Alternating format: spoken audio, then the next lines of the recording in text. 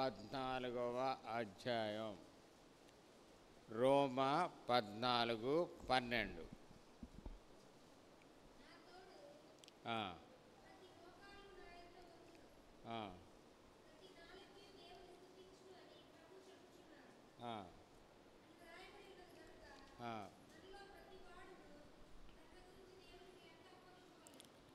మనలో ప్రతివాడు, చెప్పేవాడు కానీ, వినేవాడు పక్కన కూర్చున్నవాడు కానీ, చేరిన ప్రతి ఒక్కళ్ళు కూడా దేవునికి లెక్క చెప్పాలి.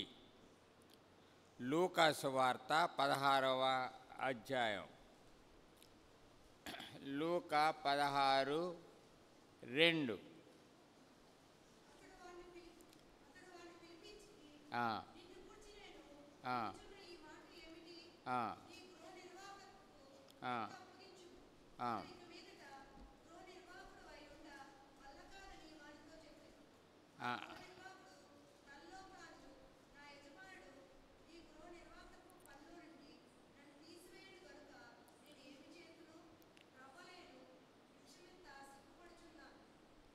చాలమ్మా.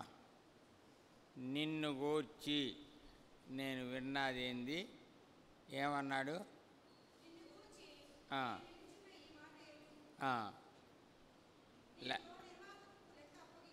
లెక్క అప్పగించుము. ప్రార్థిద్దాం.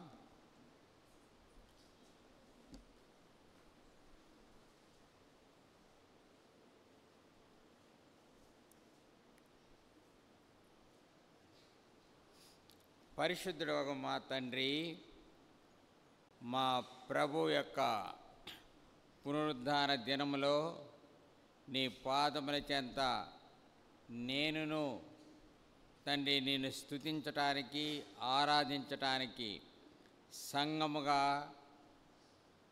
నన్ను సమకూర్చినందుకై నీకు వందనాలు. అవును ప్రభు, నా మట్టుకు నేను అనీతిమంతుడిగా ఉన్న నన్ను నీతిమంతుడిగా చేయటానికి ఇష్టపడినటువంటి దేవుడివి. దేవా, అంత మాత్రమే కాదు అయా, నీతో కలిసి జీవించే ధన్యత నాకును అనుగ్రహించినందుకై నేనును నీ పాదముల చెంత సాగిలపడి స్తుతించుకుంటూ ఉన్నాను. దేవా, నీ యొక్క శరీరములో, నీ యొక్క రక్తములో నేనును పాలు పొందటానికి అయా నీ పరిశుద్ధమైన లేఖనాల ద్వారా నన్ను పరీక్షించండి, నన్ను పరిశోధించండి. మీ నామానికే మహిమ రప్పించుకొనమని యేసు నామమున స్తుతించి ప్రార్థిస్తున్నావు తండ్రి. ఆమెన్.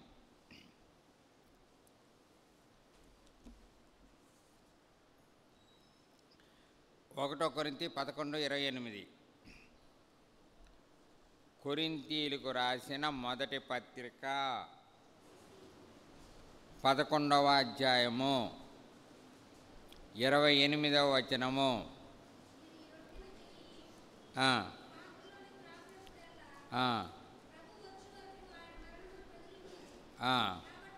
కాబట్టి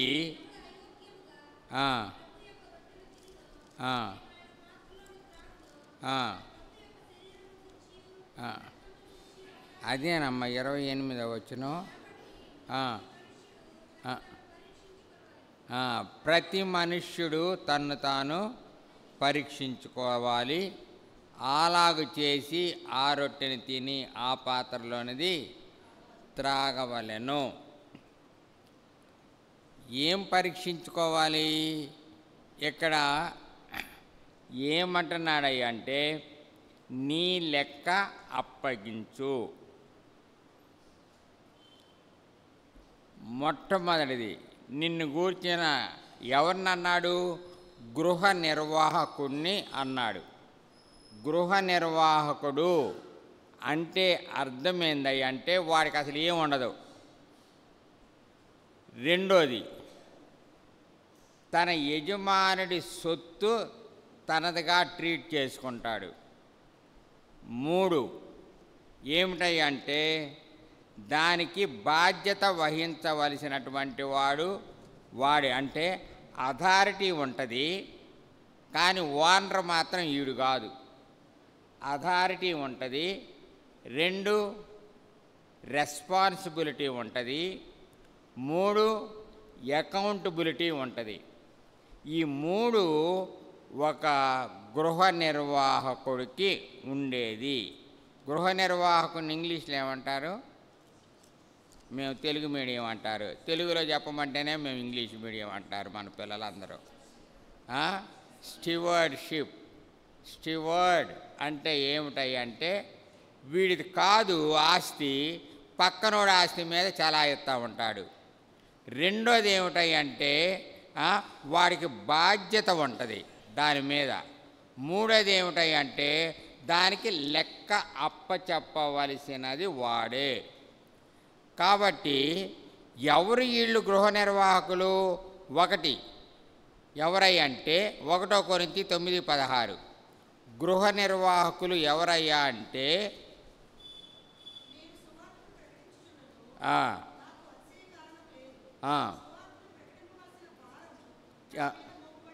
కాబట్టి 1 గృహ నిర్వాహకుడు అంటే చెప్పేవాడు, ప్రీచర్, గృహ నిర్వాహకుడు. రెండోది చూడండి, తీతు 1:7 తీతు టైటస్ 1:7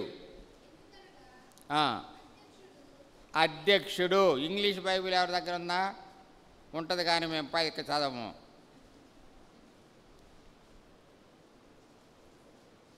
ఏందమ్మా ఇంగ్లీష్లో? సరేలే, టైం ఎందుకులే కానీ బిషప్ అని ఉంటుంది కొన్ని బైబిల్లో. బిషప్ అంటే ఎల్డరు, అంటే ప్రీచర్ 2 ఎల్డర్ 3 1 పేతురు 4:10 1 పేతురు 4:10 ఓ సిస్టరు 1 పేతురు 4:10 తీ. బైబిల్ మాత్రం పెట్టుకొని ఉన్నావు, తీయటం లేదు. 1 పేతురు 4:10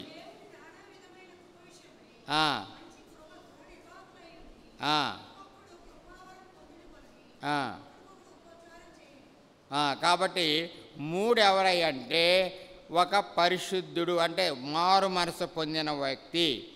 కాబట్టి గృహ నిర్వాహకుడు అంటే ఎవరై అంటే బోధించేవాడు, 2 ఎల్డరు, 3 మారు మనసు పొందినటువంటి వ్యక్తి. ఈ ముగ్గురు కూడా స్టివర్డ్షిప్ కిందకి వస్తారు. వీళ్ళు లెక్క చెప్పాలి. ఇంక లెక్క అప్పచెప్పని వాడు ఎవడయ్యా అంటే మారు మనసు పొందని వాళ్ళు. వాళ్ళందరూ అనుకుంటారు, అమ్మయ్య నేను లెక్క చెప్పాల్సిన పని లేదులే అనుకుంటాడు.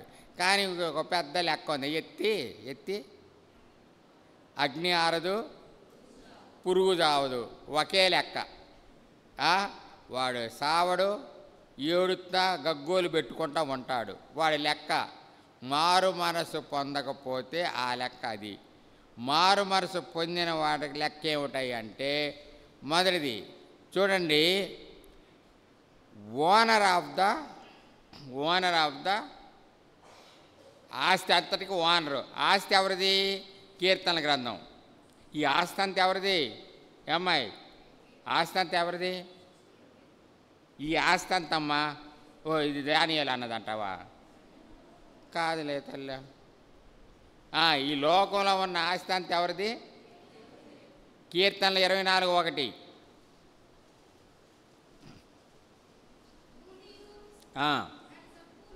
భూమి కానీ దాని సంపూర్ణత కానీ లోకం. కాబట్టి ఓనర్ ఎవరయ్యా అంటే యెహోవా దేవుడు. మనము ఆ ఆస్తిని మనము గమనిస్తా దాన్ని భద్రపరుస్తూ ఉండవలసినటువంటి వాళ్ళం మనం. తర్వాత ఇది ద్వితీయోపదేశకాండం 8:17 ద్వితీయోపదేశకాండం 8:17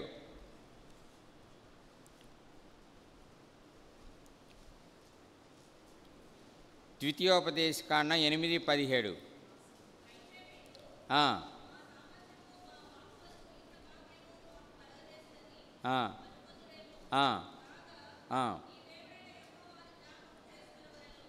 కాబట్టి మీ దేవుడైన యెహోవా మీకిచ్చింది. It is a gift from God. ఒకటి, ఈ ఆస్తి అంతా దేవునిది. రెండోది, ఈ ఆస్తి అంతా ఒక గిఫ్ట్ లాగా ఇచ్చారు. ఎవరికి ఇచ్చారు? మనకి, అంటే మన తాతకి. ఎవరైనా ఆదాం తాతకి ఇచ్చారు. ఇచ్చేది ఆదాం కొడుకులం కాబట్టి తండ్రి ఆస్తి పిల్లలకు వస్తుంది కాబట్టి మనకు వచ్చింది ఆ ఆస్తి. కాబట్టి మనకి గిఫ్ట్గా వచ్చింది. మనం ఎవరమయ్యా అంటే 1 కొరింథీ 6:19. 1 కొరింథీ 6:19.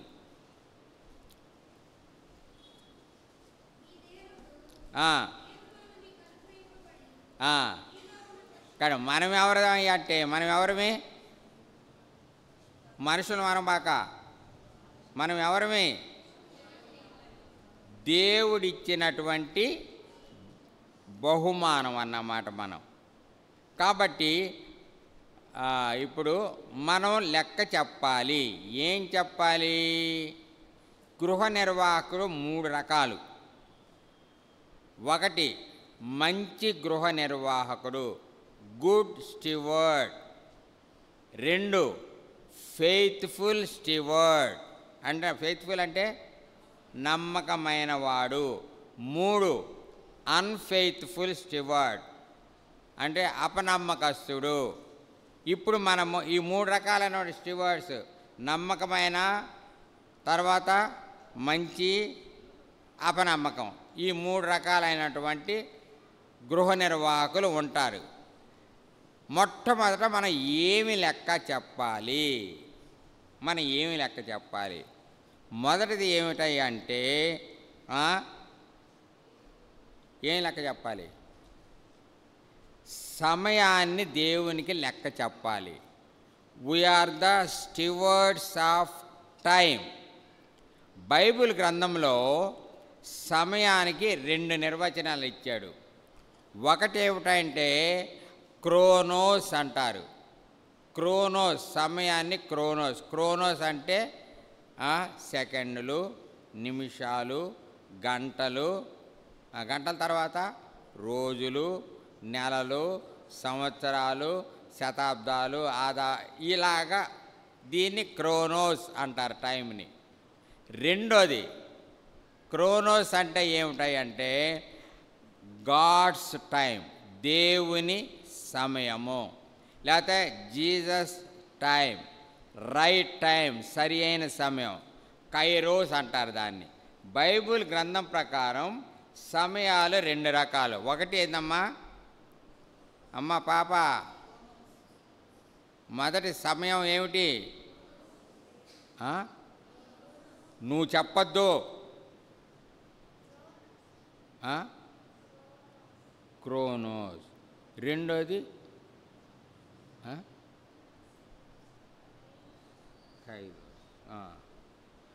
క్రోనోస్ అంటే నెలలు, సంవత్సరాలు, ఇలాగా.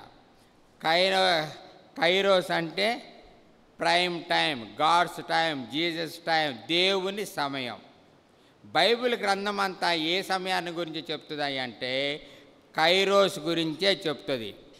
మన జీవితం, లైఫ్ ఈజ్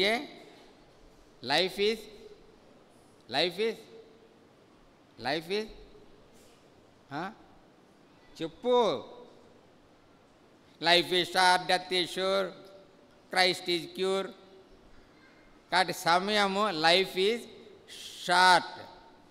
కాబట్టి మన టైం ఏమిటాయి అంటే షార్ట్ పీరియడ్లో ఉన్నాం. Life is short. తర్వాత ఈ సమయం మంద కాదు. Time is not hours. చూడండి, టైం అంటే చూడండి, యేసుక్రీస్తు ప్రభు ఎన్ని సంవత్సరాలు జీవించారమ్మా బైబిల్ గ్రంథంలో? 33.5. 33.5లో దేవుడు యేసుక్రీస్తు సమయాన్ని ఎలాగ మనం స్పెండ్ చేయాలో మాదిరిగా చూపించాడు. ఆయన మాదిరత్వాన్ని మనము అనుసరించవలసినటువంటి టైం. ఏం చేశాడంటే ఆయన టైము చూడండి, ఆదికాండం 2వ అధ్యాయం. దేవుడు ఏం చేశాడు? తన సమయంలో మనకు మాదిరి చూపించాడు. ఆదికాండం 2వ అధ్యాయం అమ్మ. దేవుడు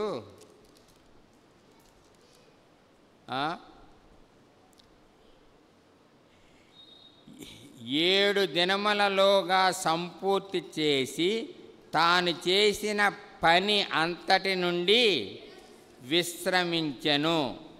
దేవుడు ఏదైతే యేసుక్రీస్తుకి అప్పచెప్పాడో ఆ పని చేశాడు.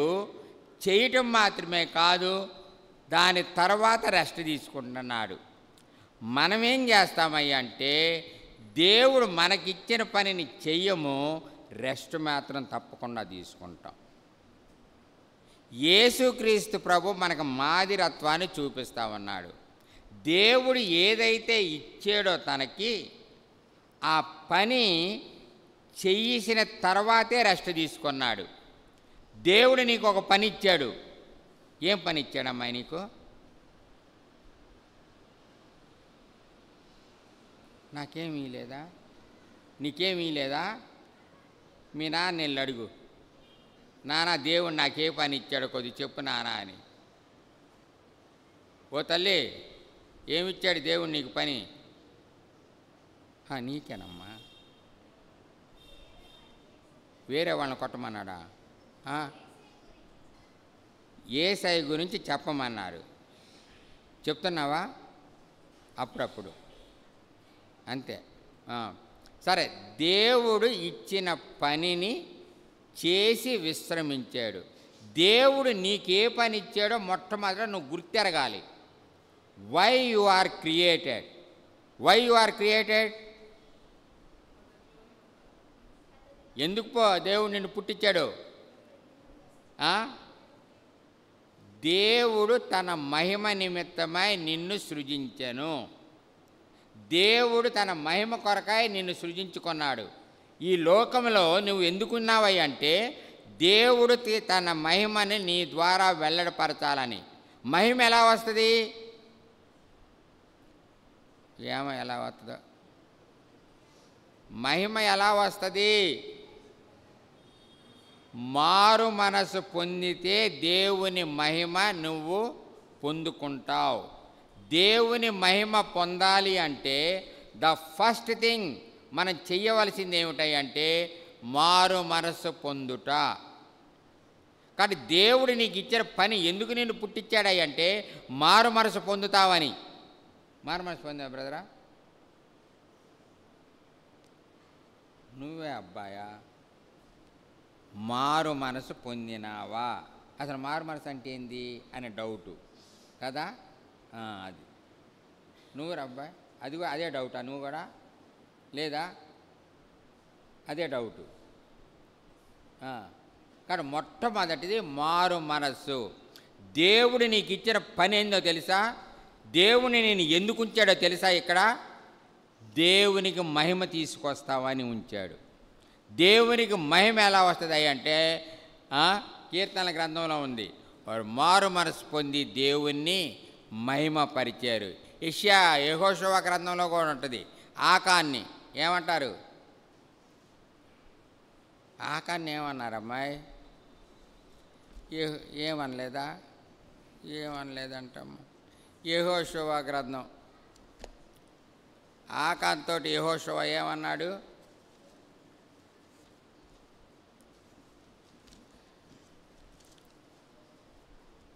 ఏమన్నాడమ్మా?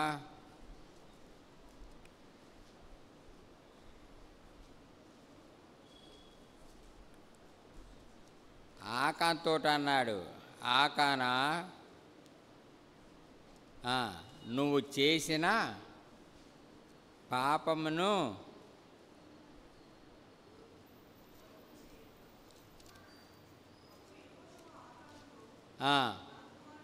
నా కుమారుడా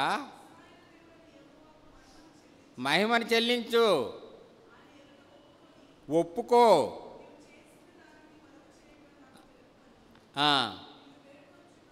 కాబట్టి దేవునికి మహిమ ఎప్పుడు వస్తుంది అంటే నువ్వు చేసిన తప్పిదాన్ని ఎప్పుడైతే దేవుని దగ్గర ఒప్పుకుంటావో అప్పుడు దేవునికి మహిమ వస్తుంది.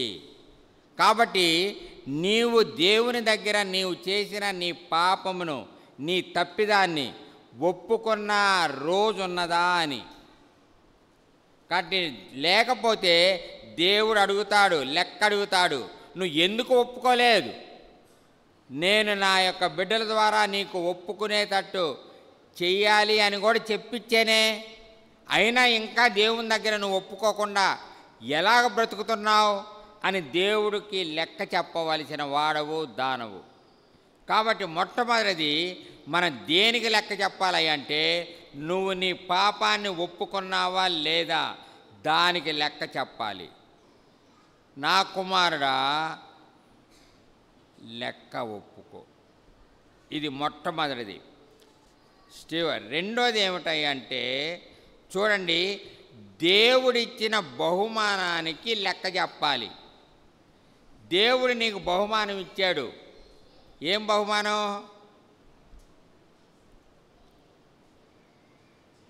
ఏం బహుమానం బెదరా?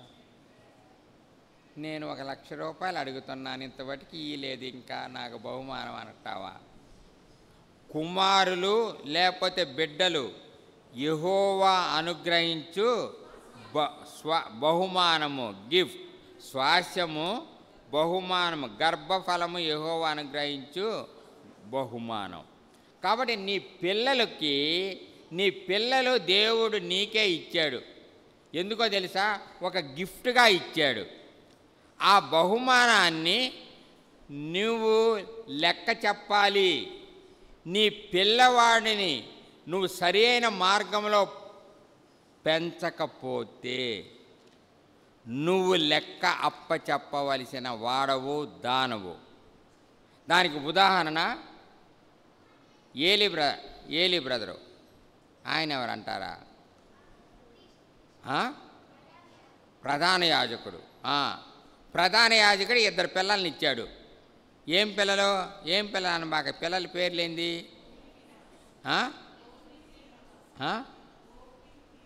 మీ అమ్మ చెప్తుంది. నువ్వు ఏం పేర్లు? హోప్ని, ఫినెహాస్. 2 పిల్లల్ని ఇచ్చారు. నాకు పిల్లలే లేరు, ఇక నేను నాకు లెక్కలేదు అనుకోబాక. కాబట్టి ప్రతి వాడు దేవుడిచ్చే బహుమానానికి లెక్క అప్పచెప్పాలి. నీ పిల్లవాడిని కనుక సరిగా పెంచకపోతే నిన్ను దేవుడు లెక్క అడుగుతాడు. నేను నీకు పిల్లవాడిని నీ చేతిలో పెట్టాను. ఎందుకో తెలుసా? నువ్వు నా కొరకాయ పెంచుతావని నీ చేతిలో పెట్టా. దేవుడు నీకు అనుగ్రహించే బహుమానాన్ని నువ్వు దేవుని కొరకు పెంచకపోతే అనేక పర్యాయాలు ఏలీని దేవుడు అంటా ఉంటాడు. ఏమన్నాడు దేవుడు? ఏలీని ఏమన్నాడు? నాకంటే 1 సమూయేలు గ్రంథం 1 సమూయేలు 2వ అధ్యాయం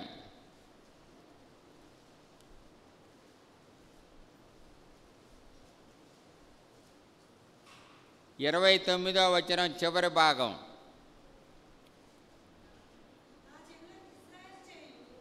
చివరి భాగం చాలు సిస్టర్. నాకంటే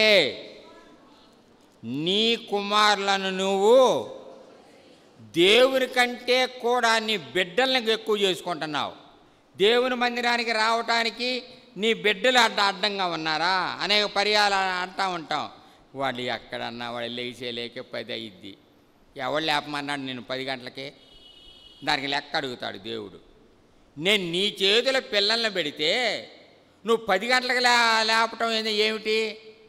నేను నీ చేతిలో నా బిడ్డలను పెడితే నువ్వు వాడికి ఏమి నేర్పుతున్నావు?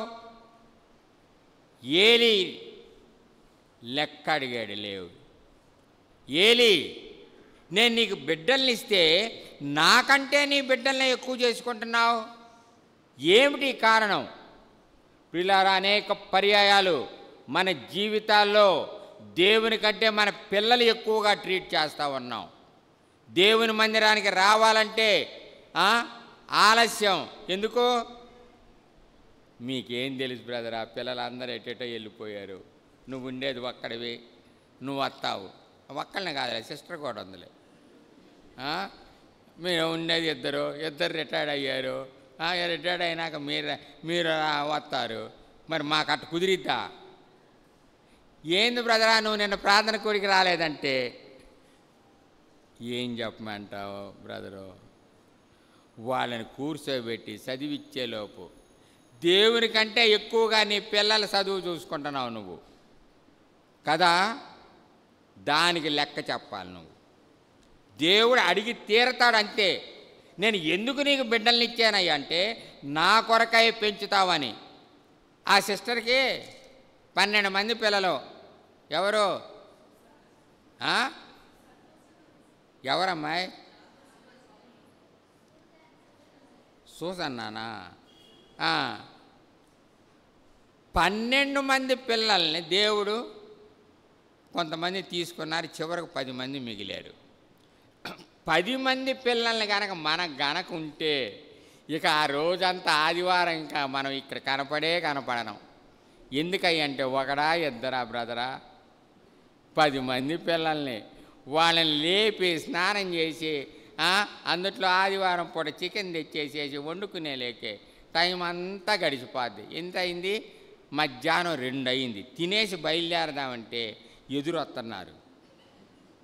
ఎవరు? గుండు నుంచి అని మనవి 12 మంది 10 మంది మిగిలేరు. చివరికి 10 మంది పిల్లల్ని దేవుని యొక్క కుటుంబ ప్రార్థనలో తప్పకుండా కూర్చోబెట్టేది Susan Wesley.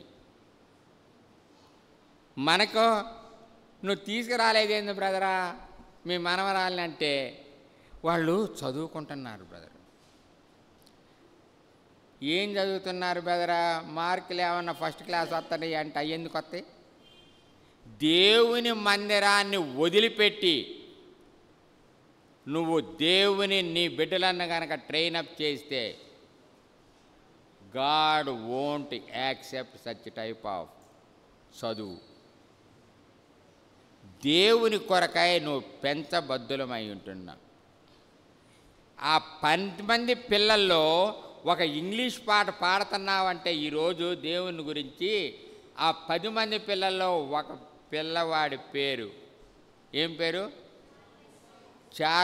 John Wesley. Yes, 2 Charles Wesley. English పాటలు రాసిందంతా చార్లెస్ వెస్లీ. ఇప్పటి వరకు కూడా మనం ఇంగ్లీష్ పాట పాడుతున్నామంటే 10 మంది పిల్లల్లో ఒక పిల్లవాడు రాసిన పాటే. నీవు నీ పిల్లవాడిని దేవుని కొరకై, ఒక సహోదరుడు వాళ్ళ పాప రోడ్డు మీదకి వచ్చేతే బయటికి రావాలి అంటే ఆ డ్రెస్సుని ఆయన సెలెక్ట్ చేసేవాడు. ఈ డ్రెస్ నువ్వు వేసుకుంటేనే బయటికి వెళ్ళాలి, లేకపోతే లేదు అని నిశ్చయించేవాడు. మన పిల్లలు నువ్వు ఏమన్నా చేసుకో, నేను వేసుకునేది ఇదే, నువ్వు ఎట్టన్నా చెప్పుకో అని నువ్వు అన్నం తినేటప్పుడు ఆ డ్రెస్ వేసుకొని జంపు. నువ్వు అన్నం తినేటప్పుడు లేదా నువ్వు బాత్రూమ్కి వెళ్ళినప్పుడు వాళ్ళకి ఇష్టమైన డ్రెస్సులు వేసుకొని వెళ్ళిపోతామన్నారు కదా. ఆ తండ్రి తన కుమార్తె ఏ డ్రెస్ వేయాలో తను నిర్ణయించేవాడు. ఇది వేస్తేనే నువ్వు బయటికి వెళ్ళాలి, లేదంటే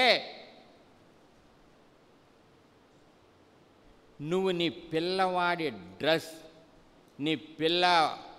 డ్రెస్ నువ్వు సెలెక్ట్ చేస్తున్నావా, నీ కూతురు సెలెక్ట్ చేసుకుంటుందా?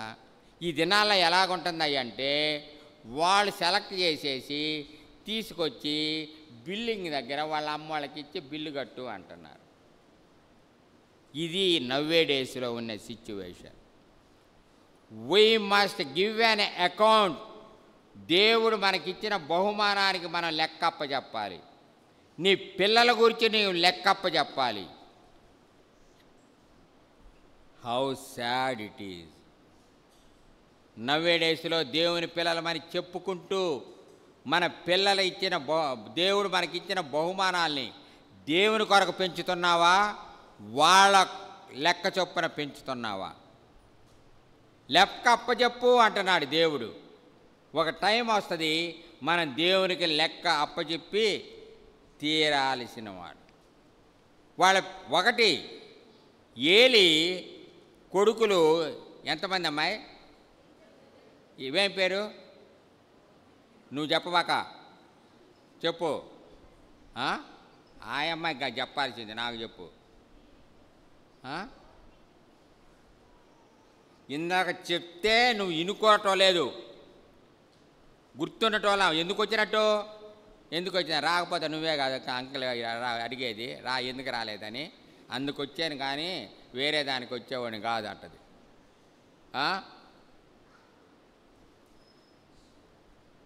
సరేలే తల్లే, సరేనంటున్నావా? ఒరే బాబో, సరే.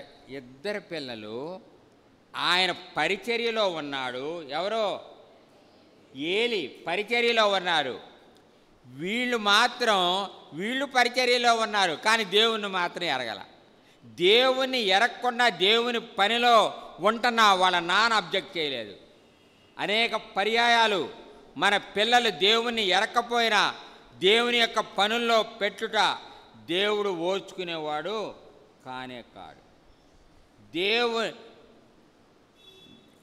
ఎరక్కుండా ఎవడన్నా నీ ఇంట్లోకి వచ్చాడు అనుకో, ఎవడో కొత్తగా వచ్చేసేసి నీ ఇంట్లో దూరాడు అనుకో, ఏమంటా నువ్వు? ఎవడోరా నువ్వు మా ఇంట్లోకి వచ్చావు అంటాం కదా, మినిమం కదా. అసలు నువ్వు ఎవడవి, ఎందుకు వచ్చావు ఇక్కడికి, ఇది మా ఇల్లు అంటాడు కదా. దేవుని ఇంటిలో దేవుణ్ణి ఎరగకుండా దేవుని పని చేస్తూ ఉంటే దేవుడు క్వశ్చన్ చేయడా? ఆ ఇంటి యజమానుడు క్వశ్చన్ చేయడా? దేవుణ్ణి ఎరగకుండా దేవుని పనిలో ఉంటే, ఆర్ యు బోర్న్ అగైన్? రక్షింపబడ్డావా? రక్షింపబడిన వాళ్ళు మాత్రమే దేవుని పనిలో నిమగ్నమై ఉండాలి, as per the word of God, దేవుని యొక్క వాక్య ప్రకారం. ఈ ఏలి తన పిల్లలు దేవుని ఎరక్కపోయినా కూడా దేవుని పనిలో చేత ఉంటే చూసి చూడనట్టున్నాడు. దేవుని యొక్క ఇంటిలో ఎవడు పని చేస్తున్నాడో నువ్వు ఎరిగేవాడవుగా ఉండాలి. ఇది చాలా చాలా ప్రాముఖ్యమైనటువంటి. తర్వాత టైంకి స్పెల్లింగ్ ఏందమ్మాయి?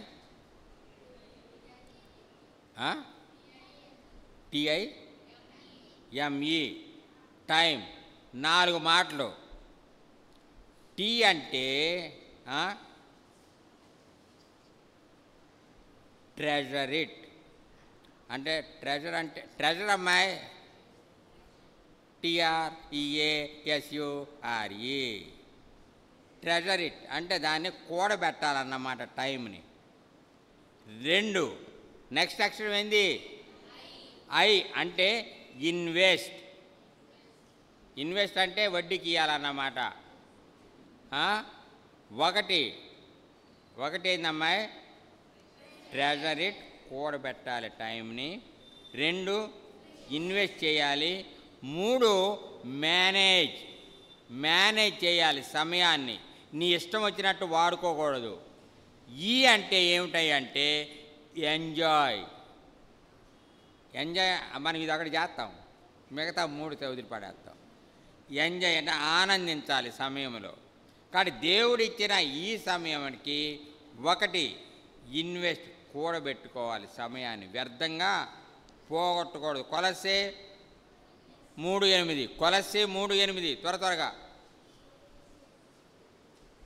కొలస్సే 3:8. మీరు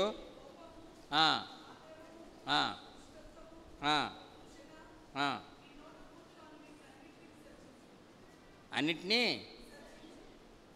తగ్గించుకోవాలా?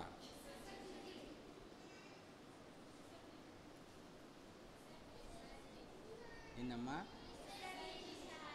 విసర్జించాలా? ఈ సమయంలో మనం ఏం చేయాలి అంటే ఏం విసర్జించాలి? కోపాన్ని విసర్జించాలి. రెండోది ఏం చేయాలి? ఆగ్రహాన్ని విసర్జించాలి. కొలసే 3:8 ఒక పక్క పెట్టుకోవాలి. సమయం ఉండగానే మనం ఏం చేయాలి అంటే ఒకటి ఏం చేయాలి? ఇన్వెస్ట్ చేయాలి ఆ సమయాన్ని. మనకున్నటువంటి కోపాన్ని, ఆగ్రహాన్ని, సమస్తాన్ని. బ్రదరు ఇంకా పక్కన పెట్టాలి. తర్వాత యాకోబు 1:21. యాకోబు 1:21. టైం అయిపోతుంది. యాకోబు 1:21 అమ్మాయి పోసే ఇదిగమ్మా పాప. యాకోబు అంటే కొత్త నిబంధన అమ్మా. 1:21 చదువు త్వరగా.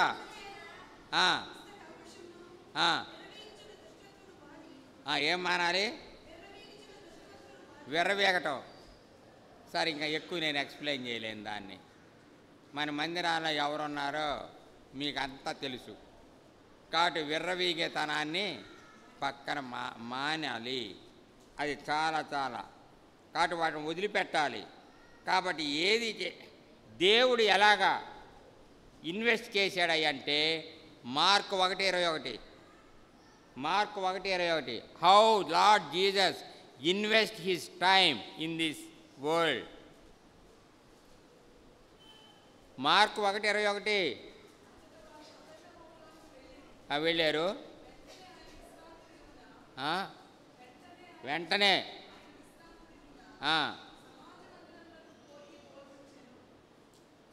ఎట్లా ఇన్వెస్ట్ చేశాడు దేవుడు తన సమయాన్ని?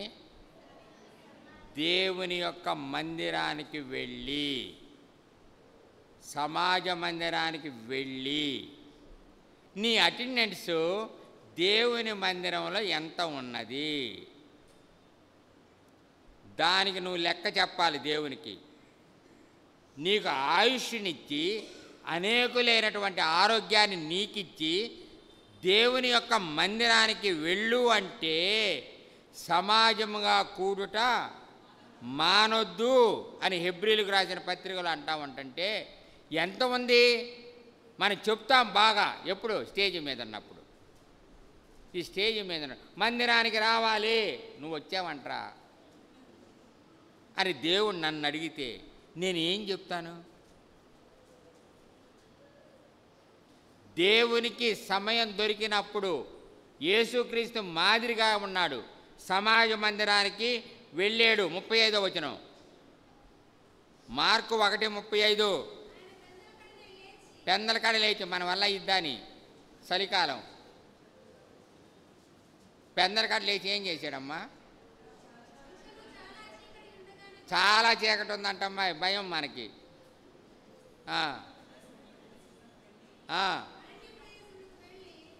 అరణ్యం మనకి ఇక్కడ అరణ్యం లేదుగా. అరణ్య ప్రదేశానికి వెళ్ళి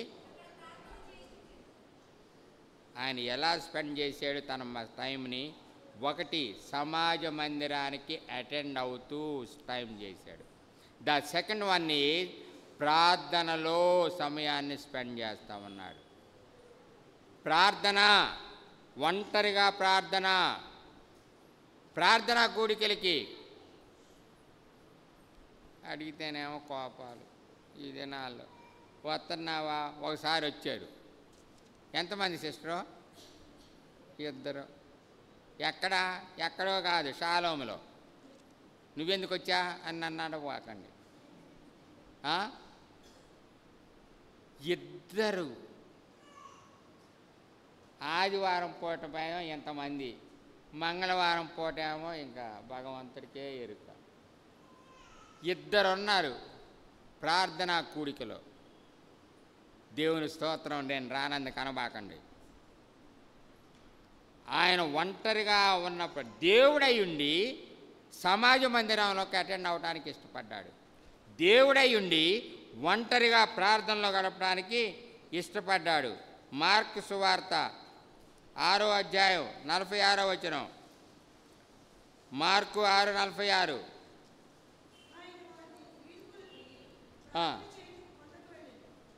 ప్రార్థించటానికి. లూకా 4:16.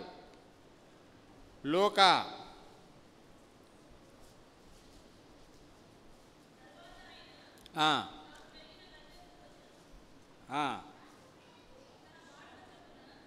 తన వాడుక చొప్పున తన వాడుక చొప్పున. వాడుక అంటే అలవాటు. మనం పాలని వాడుక పెట్టుకుంటాం, రోజు పాలు. వాడుక చొప్పున సమాజ మందిరానికి వెళ్ళాడు. నీ యొక్క వాడుక, నీ రెగ్యులారిటీ దేవుని మందిరానికి రావటానికి ఉందా అని దీనికి లెక్క అడుగుతాడు దేవుడు. లెక్క అప్పగించము అన్నాడు. చూడండి లూకా 6:12. లూకా 6:12.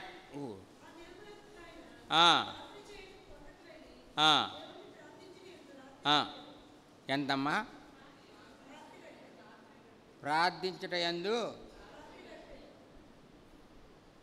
మనకి ఇప్పుడు రాత్రి ప్రార్థనలు లేవు, రాత్రి అంతా ప్రార్థన. అది దినాల్లో ఉంది, ఆల్ నైట్ ప్రేయర్స్ ఉండేది. ఈ దినాల్లో దేవునికి స్తోత్రం ఒక్కొక్కటి అవాయిడ్ చేస్తా వస్తున్నాం. దీనికి లెక్క చెప్పాలి. లెక్క అప్పగించుము. ఆయన ఒంటరిగా ఉండు, ఒక్కడి రాత్రి అంతా ప్రార్థన చేశాడు. నువ్వు రాత్రి అంతా ప్రార్థన, కనీసం చర్చిలోనైనా ఆల్ నైట్ ప్రేయర్ ఉందా అంటే మీకే తెలుసు నాకన్నా ఎక్కువగా. కాబట్టి ఆయన రాత్రి గడిపాడు.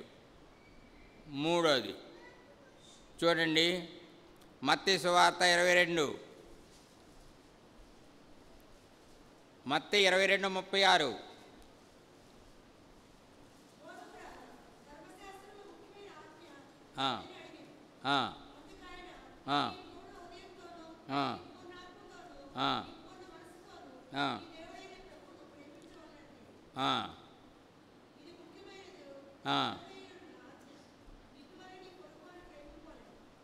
నీ పూర్ణ హృదయంతోనూ, నీ పూర్ణ ఆత్మతోనూ, నీ పూర్ణ శక్తితోనూ నీ దేవుడైన యెహోవాను.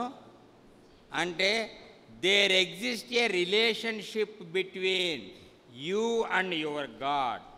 నీకు నీ దేవునికి ఉన్న బంధాన్ని ఆయన అడుగుతాడు. ఎంతుంది నువ్వు నీ దేవునితో నీ బంధం? Whether it is single bond, it is double bond, it is triple bond, it is ionic bond. అదొకటి ఉంది అనబాగ తల్లి, IONIC అమ్మ. కాబట్టి ఈ బంధాలు ఎలాగున్నాయి?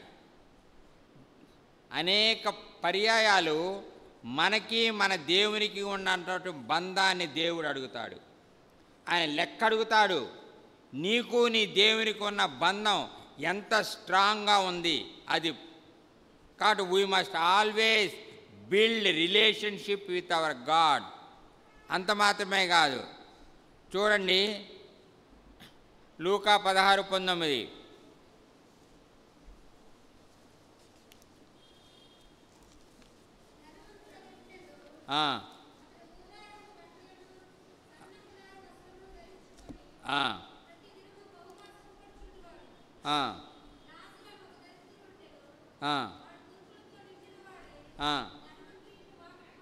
ధనవంతుడు ఉన్నాడు, పేదవాడు ఉన్నాడు. ఈ ధనవంతుడు పేదవాడితో ఏర్పరచుకున్న బంధం ఎంత? నీవు నీకు తెలిసిన పేదవాళ్ళ గురించి నీ బంధం ఎంత? అనేక పర్యాయాలు దేవుని బిడ్డలంగా దేవుడే సెలవిచ్చన్నాడు. పేదవారిని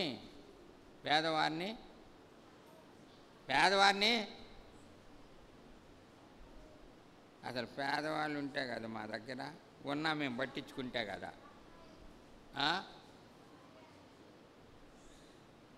దేవుడే చెప్తున్నారమ్మా, పేదవాళ్ళని ఏం చేయమన్నాడు? చాలే అమ్మ. పేదవాళ్ళకి మనం ఏం చేయాలి? ఏం చేయాలి? ఆహారం ఇవ్వాలి, హెల్ప్ చేయాలి పేదవాళ్ళకి. అది గుర్తుపెట్టుకోండి అమ్మ. పేదవాళ్ళకి హెల్ప్ చేయాలి. ఇది చాలా చాలా ప్రాముఖ్యమైనటువంటి విషయం. పేద విధవరాలు అంత బైబిల్లో దేవుడు ఎప్పుడు కూడా పేదవాళ్ళని త్రోసివేయరు. దేవుని బిడ్డలంగా మనము పేద విశ్వాసులను మనము ఒక చూస్తూ ఉండవలసిన వాళ్ళం, సహాయం చేస్తూ ఉండవలసిన వాళ్ళం. కాబట్టి మన సమయాన్ని ఎలా స్పెండ్ చేయాలి? పేదలను జ్ఞాపకం చేసుకుంటూ ఉండాలి, వాళ్ళకి సహాయం చేస్తూ ఉండాలి. అంత మాత్రమే కాదు, ఆ సమయాన్ని దేవుని పని కొరకై వినియోగించేవారుగా ఉండాలి. దేవునికి మన సమయాన్ని ఇచ్చేవారంగా ఉండాలి. ఒకటి time, the second one is treasures, అంటే ధనాన్ని దేవుడికి ఇవ్వాలి. ఎంత ఇవ్వాలి దేవుడికి ధనం?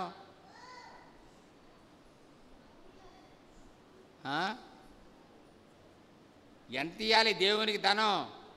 ఒక ఆమె అట్లు పోసుకుంటా జీవిస్తూ ఉండేది. ఆమె రోజుకి ఎంత సంపాదించేది అంటే 100 రూపాయలు సంపాదించుకోవాలని. ఆమె అట్లు పోసుకుంటూ 10 రూపాయలు అమ్మిన వెంటనే 10 రూపాయలు తీసుకొని డైరెక్ట్గా దేవుని మందిరానికి వచ్చి 10 రూపాయలు కానుక పెట్టెలో